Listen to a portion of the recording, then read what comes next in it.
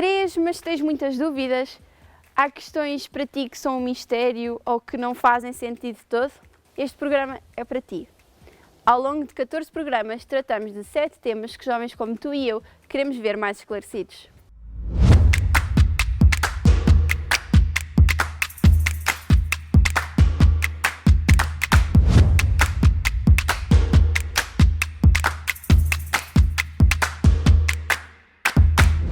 Hoje vamos desmistificar a espiritualidade oriental e a possível relação com a fé cristã com o padre Adelino Ascenso. Eu sou a Ana Lúcia e este é o Take 2.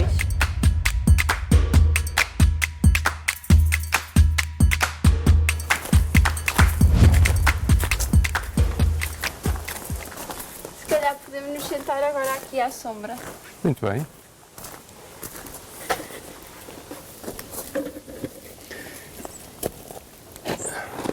Então, Padre Adelino, mudámos de cenário, mas continuamos aqui na Casa Velha em Orém, para continuar a desmistificar este tema gigantesco que é a espiritualidade oriental e a espiritualidade cristã. Não vou apresentar de novo, porque à partida esperemos que as pessoas estejam contextualizadas de onde é que nós vimos. Vamos continuar um bocadinho a conversa que deixámos em stand-by. A minha questão agora que eu assim deixei para agora, uma questão que eu acho que é muito importante questionar é porquê é que os jovens se sentem tão atraídos à espiritualidade oriental? Nós roçámos um bocadinho de leve no outro episódio sobre roçámos um bocadinho nesta pergunta, mas acho que podemos conversar um bocadinho mais sobre ela e é importante. Talvez porque os jovens têm por natureza, como já tinha dito no nosso encontro anterior, os jovens têm uma grande sede de interioridade. E nós, na Igreja, muitas vezes não temos a capacidade de lhes oferecer a resposta a essa sede que eles têm, a essa busca que eles têm. E, por outro lado, portanto, eles naturalmente sentem-se inclinados para essa espiritualidade oriental que chega, como eu dizia, muitas vezes de uma forma bastante difusa, surge aqui na Europa oriunda de muitas correntes diferentes e que normalmente está misturada com uma certa mística, um certo mistério. E os jovens, então, sentem-se atraídos porque gostariam de entrar nesse mistério, de escavar aí nesse mistério. Agora, eu penso que, em primeiro lugar, porque o jovem, por natureza, é sedento. Deve ser rebelde e deve ser sedento. Deve procurar aquilo que faz sentido na sua própria vida. Normalmente procura a interioridade. E depois é o fascínio do Oriente. O fascínio do Oriente tem também a ver com o desconhecido. Portanto, o Oriente é sempre algo que está muito distante, é desconhecido. E então é uma forma de tentar entrar um pouco nesse mistério. Ou seja, é um bocadinho, quase que uma tentativa de teletransporte, por assim dizer, já que não é possível. Pois, já que não é possível viajar até lá, então aproveitar a espiritualidade oriental que chegou cá. Exatamente. Mas eu refiro isto novamente porque penso que pode provocar alguma perplexidade, porque há muitas formas de espiritualidade oriental e nem todas são muito válidas. Portanto, quando a pessoa se dedica a uma forma de espiritualidade oriental, deve ser prudente. Deve ser prudente, porque naturalmente em todas as espiritualidades, todas as formas de oferta de salvação ou oferta de um caminho alternativo, naturalmente todas essas formas têm no seu interior algumas que não são as mais lícitas. Portanto, é necessário prudência. Poderá, de repente, assim, nomear algumas vertentes, algumas formas de espiritualidade. Falarmos um bocadinho mais sobre as diferentes vertentes. Não falámos, por exemplo, no Reiki, que também é muito também, pelo menos eu ouço falar muito no Reiki, Sim. e acho que é um bocadinho importante só fazer, pronto, um bocadinho de contextualização das diferentes formas de espiritualidade, caso tenham ficado dúvidas. Sim, eu penso que há muitas formas de espiritualidade, principalmente atuais, o Reiki, naturalmente o Yoga, mas o Yoga já é bastante, mesmo no Ocidente, já está bastante difundido, já é bastante antigo, digamos Exatamente. assim. Eu não desvalorizo essas correntes de espiritualidade. Acho que são válidas, desde que a pessoa seja prudente e saiba minimamente ao que vai. Agora, eu acredito mais fortemente naquelas espiritualidades que derivam diretamente de grandes correntes religiosas, como são, por exemplo, o budismo ou o budismo zen. Portanto, já falei no primeiro episódio, falei do Enomi Lasal, que fundou esses centros de budismo ou centros de zen, e o zazen é o praticar o zen sentado, portanto, o de zen para cristãos, e eu acredito mais nessas correntes que derivam diretamente das grandes religiões. Depois, há, por exemplo, no Japão, o Japão é principalmente o budismo zen, que deriva do budismo Chan da China, portanto, que veio da China para o Japão. Ok. Mas eu acredito mais nessas espiritualidades que têm esse background bastante... À partida tem uma base maior, não é?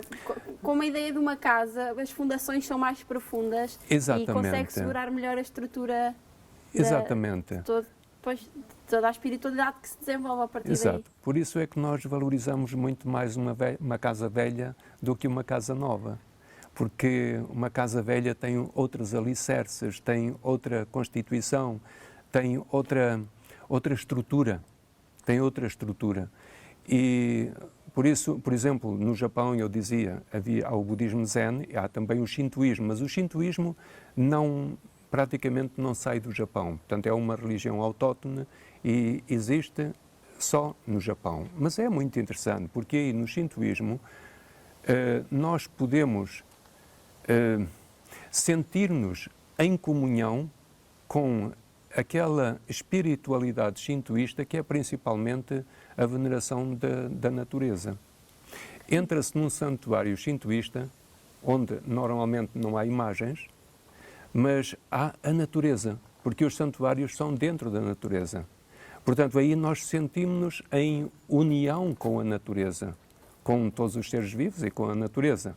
Isto está muito em sintonia com a encíclica do Papa Francisco, Laudato Si.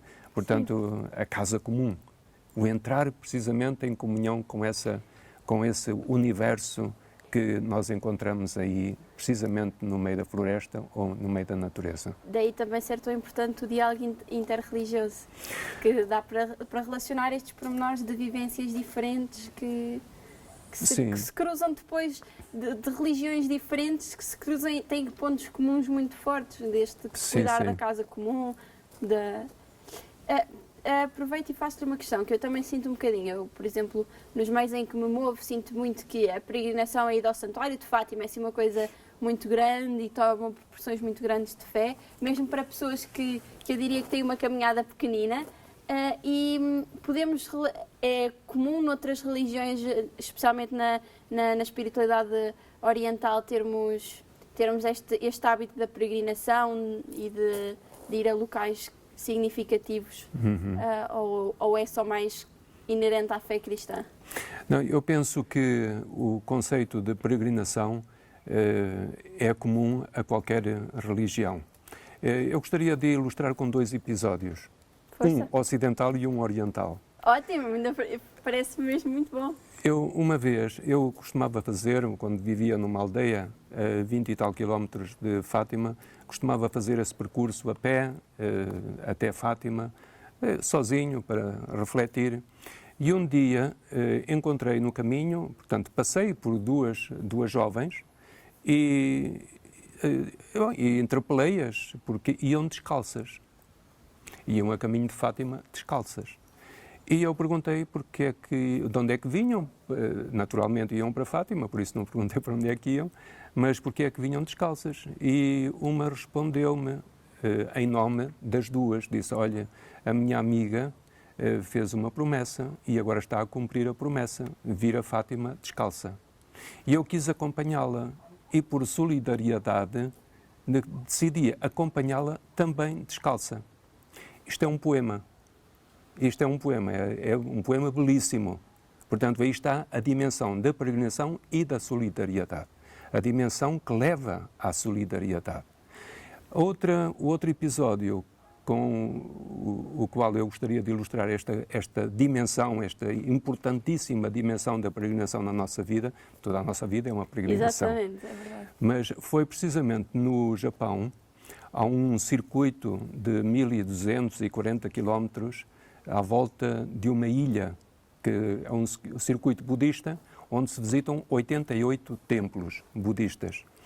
Eu comecei esse percurso, cheguei ao templo número 23, e a primeira vez 3 dias e a segunda vez outros 3 dias, caminhando de templo em templo. E um dia encontrei um senhor, uma imagem impressionante, um senhor vestido de branco, barba branca, japonês, barba branca, uma fita branca no cabelo e cabelo que restava do cabelo dele Isso é quase branco. um personagem de filme, que é muito o que nós vemos nos É filmes. quase um personagem de filme, sim, com um bastão do budismo esotérico. Ok. Interpelei-o, começámos a conversar e, à altura, pronto, eu disse-lhe quem era, que era português e que era missionário, que era padre. Não era muito vulgar, aliás, era raríssimo que um padre fizesse aquele percurso, porque era um percurso budista. Claro. E no final despedimos-nos e ele ofereceu-me o seu diário, Ok. que era escrito nos poemas haiku, que são os poemas japoneses, e que eu ainda tenho esse diário comigo. Eu fiquei embaraçado quando ele me ofereceu, à despedida, me ofereceu o diário, e eu disse-lhe: então, mas isso é o seu diário? E ele disse: a partir de hoje eu escrevo outro. Ora, isto é de um significado impressionante, porque diz o escritor japonês Shusaku Endo que quando há um verdadeiro encontro, permanecem laços indestrutíveis. E eu penso que aí houve um verdadeiro encontro interreligioso e intercultural, de tal forma que ficaram laços tão profundos, e a prova disso é que eu estou agora a falar nele. Exatamente. Que ele depois, anos mais tarde, todos os anos, me enviava um postal pelo Ano Novo, onde ele colocava uma fotografia sua e escrevia com pincel as boas festas, portanto a frase boas festas. E agora já terá falecido, se não tivesse falecido agora teria mais de 100 anos, para aí uns 110 anos, porque quando eu o conheci ele já tinha cerca de 80 anos de idade. Portanto, aí está o que a peregrinação pode fazer. A questão da peregrinação na Ásia, na espiritualidade asiática, é fundamental. Mas a peregrinação não para chegar a uma meta, a peregrinação para rasgar caminho. E quando se rasga caminho, vai-se estabelecendo relações, vai-se encontrando alguém, vai-se encontrando a natureza. Uma outra imagem que me ficou gravada foi quando eu ia a caminhar sozinho, também nesse percurso, ia a caminhar sozinho pela estrada e estava um cemitério, os cemitérios lá, os cemitérios budistas são ao ar livre, estava um cemitério, e digo ao ar livre, sem cerca, Sim. à volta, estava um cemitério, estava um senhor idoso junto a uma campa a rezar.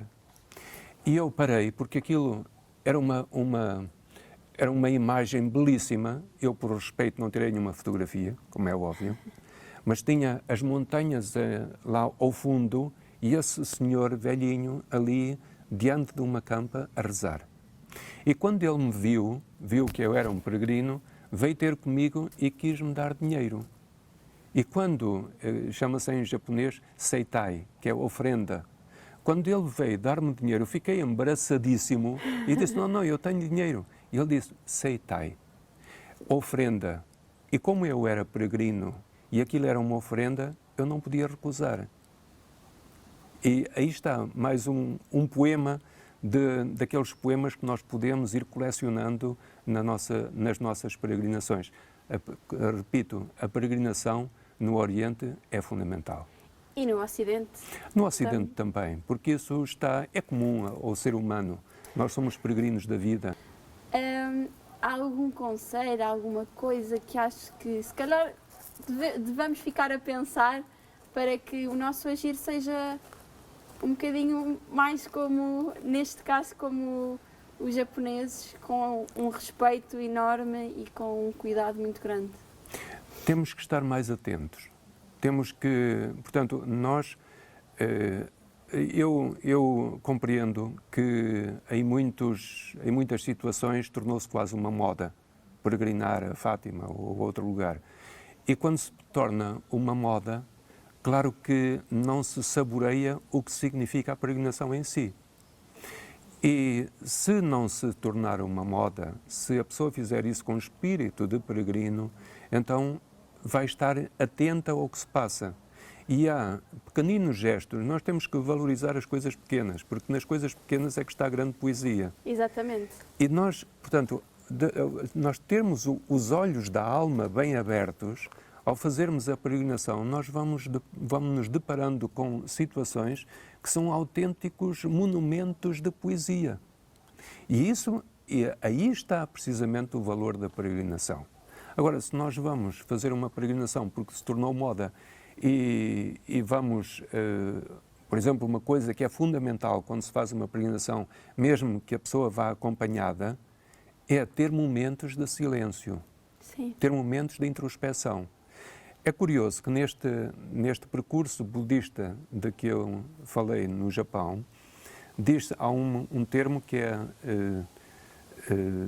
que traduzido diz os dois juntos, que significa que o peregrino deve ir sozinho com o seu bastão, porque indo sozinho com o seu bastão, vai juntamente com o Kobodaishi, que foi precisamente o grande, digamos, o grande personagem que fundou aquele género de budismo esotérico.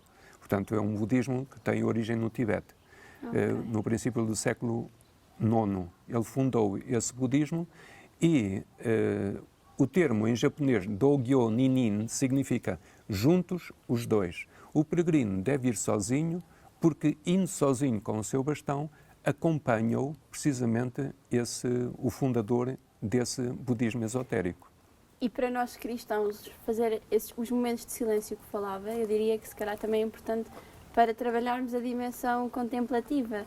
Sem dúvida. Que falámos muito no outro episódio, porque eu acho que pelo menos para os jovens, acho que é mesmo muito importante perceberem que o cristianismo tem esta dimensão contemplativa também. Sim, sim. E que a oração e, por exemplo, a realização de um retiro, ajuda à retirada, ajuda à vivência mais completa da fé, porque a moral está presente e é importante que esteja, porque um cristão não se faz cristão sem os sacramentos, sem frequentar com regularidade a Eucaristia, mas também um cristão não é cristão se não tiver esta parte contemplativa, diria eu. Sim, sim. Essa dimensão, São Bento, na sua regra, aconselhava a que colocássemos o coração na escuta. E isso é fundamental. E para nós colocarmos o nosso coração na escuta, é necessário fazermos silêncio. Esse silêncio que nos leva precisamente à contemplação. Até aproveito, conto-lhe um episódio também que eu tive. Eu sou estudante de enfermagem, que eu não disse, portanto as pessoas também não sabem, mas tive uma situação em que num determinado procedimento que se realizava, aconselhava-se as pessoas a relaxarem, a terem momentos de calma, porque sabemos que a nível de stress orgânico tem influência quando uma pessoa não está calma, e o enfermeiro que fazia estes ensinos costumava referir sempre que a oração, para quem é cristão e para quem tem mesmo não tendo esse hábito, que a oração era uma forma de encontrar o descanso, a calma, a paz interior e acho que é muito importante também falar-se disso, porque a oração permite-nos não só uma busca de nós próprios, e eu comecei o outro episódio a perguntar-lhe quem é que era o padre Adelina Nascense, e nós respondermos quem é que nós somos é sempre muito difícil, mas a oração permite-nos isto, permite-nos também descobrirmos quem é que nós somos, como é que nós queremos viver com Deus e de que forma é que o fazemos. Sim, sim, eu penso que a oração é um dos esteios de qualquer vida espiritual e de qualquer religião, incluindo naturalmente o cristianismo. E eu penso que nós devemos dar mais importância, talvez, à oração contemplativa do que a oração com palavras também é importante, mas a oração contemplativa é fundamental, porque a oração, nós devemos debruçar-nos de tal forma na oração contemplativa que cheguemos a um ponto em que seja Deus que nos reza a nós. Portanto, aí há uma simbiose total, porque nós dizemos que a oração é a relação. A oração é a relação com Deus, com a entidade suprema, no nosso caso, com Deus. Mas se esta relação for... Esta relação deve ser de tal forma que seja o próprio Deus a rezar-nos. Dizem os orientais que quando o professor diz ou o mestre diz ao seu discípulo, principalmente os mestres de pintura, diz aos seus discípulos que primeiro devem identificar-se de tal modo com os bambus que vão pintar, que a certa altura sejam os bambus a pintarem-se a eles próprios. Se chegar a esse ponto na oração, há aqui uma simbiose total. É por isso que eu digo, então, será Deus a rezar-nos a nós. Portanto, nós estaremos dentro desse englobante que é o próprio Deus. Por isso, a oração é fundamental. Acho que muito facilmente nos esquecemos desta parte. Focamos-nos só na parte de ir todos os domingos ou todos os dias à missa, de ajudar o próximo, e esquecemos-nos que há uma parte contemplativa muito importante no cristianismo. Sim. E esta parte contemplativa eu gostava de sublinhar que não pode ser separada da vida cotidiana, porque nós podemos tender, e há uma tendência para colocar os diversos departamentos em gavetas diferentes. Eu falava no primeiro episódio, ir à missa, estou ali 1 hora e depois esqueço tudo e vou para a minha vida cotidiana. Não, tem que haver uma relação intrínseca entre aquilo que se experimentou na Eucaristia e aquilo que se está a viver na vida cotidiana. Porque a transformação mais importante na celebração da Eucaristia, qual é? Não é a transubstanciação, é a transformação de nós próprios. Se nós na Eucaristia não tivermos essa transformação do nosso coração, então a Eucaristia deixa de ter o valor intrínseco que deve ter para nós. Se ela nos transformar, nós na vida diária continuaremos a celebrar a própria Eucaristia que celebramos ali durante aquela hora, que não é aquela hora, é a continuação da nossa vida diária. Por isso é que a oração e a vida contemplativa não pode ser separada da vida cotidiana. Por isso é que Santa Teresa dizia, Deus move-se entre os tachos. É entre os tachos e as panelas, na nossa vida diária, na nossa vida cotidiana, no nosso dia-a-dia, na nossa trivialidade, que nós devemos descobrir a espiritualidade de Cristo, a espiritualidade de sermos cristãos. Eu, por acaso, nessa ideia, posso contar um episódio que tive uma vez, que foi num encontro europeu de TZ, que há conversa com um rapaz que conhecia um polaco, que ele me dizia que muitas vezes, por exemplo, no momento de estudo, antes dele começar a estudar, decidia que aquele momento era dedicado a Deus. Ele tinha que estudar, mas era uma forma não só de se motivar, porque o ajudava, estava a fazer aquele momento de entrega, mas acho que é de uma beleza muito grande entregarmos os momentos da nossa vida a 100%. E acho que é muito fácil, com a correria que nós vivemos no dia-a-dia, nos passar completamente ao lado. Claro, claro. E isso é uma pena, porque desperdiçamos daquilo que é mais importante na nossa própria vida. Temos aqui um companheiro. Padre Adelino, estamos a terminar este conjunto de 2 episódios. Acho que foi muito interessante, agradeço-lhe muito. Nada. No primeiro episódio perguntei-lhe se queria dizer alguma ideia. Faço-lhe de novo a mesma pergunta, se quer deixar alguma mensagem aos jovens que procuram muito a vivência oriental da fé. Tem algum conselho assim forte? Que procurem escavar também na sua própria tradição.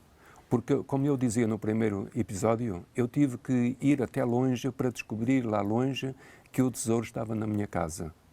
E, por vezes, é necessário fazer esse percurso até longe para chegar à periferia e depois da periferia que se vê realmente com outros olhos o que se tem dentro da própria casa. Eu aconselharia os jovens a escavarem na sua própria tradição. Isso também diz o Dalai Lama. Quando o Dalai Lama esteve em Portugal em 2001, ele disse que não era necessário que se convertessem ao budismo, que procurassem, escavassem na sua tradição religiosa, porque aí encontrariam a espiritualidade. E eu penso que o cristianismo tem muito para dar, no que diz respeito à contemplação, no que diz respeito à oração, no que diz respeito à espiritualidade, no que diz respeito à interioridade. Portanto, eu diria aos jovens que se concentrem, que escavem, que exijam, não se contentem com pouco, que sejam rebeldes e que sejam sonhadores. Obrigada, Padre Adelino. Vou fazer isso. Ótimo. Vou aproveitar as suas palavras porque sem dúvida que é importante. E conversa a conversa vamos desmistificando.